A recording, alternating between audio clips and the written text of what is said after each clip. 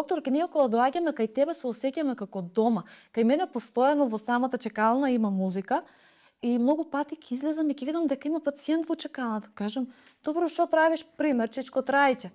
Тој, доктор, ќе чекај малку, не сакам да си одам дома, да си поседам, да си послушам музика и ќе си одам. И сите се осеќаат буквално како дома, дури и мајка ми и тетка ми кои што се навикнати нели претходно кај други доктори, додат и во други амбуланти.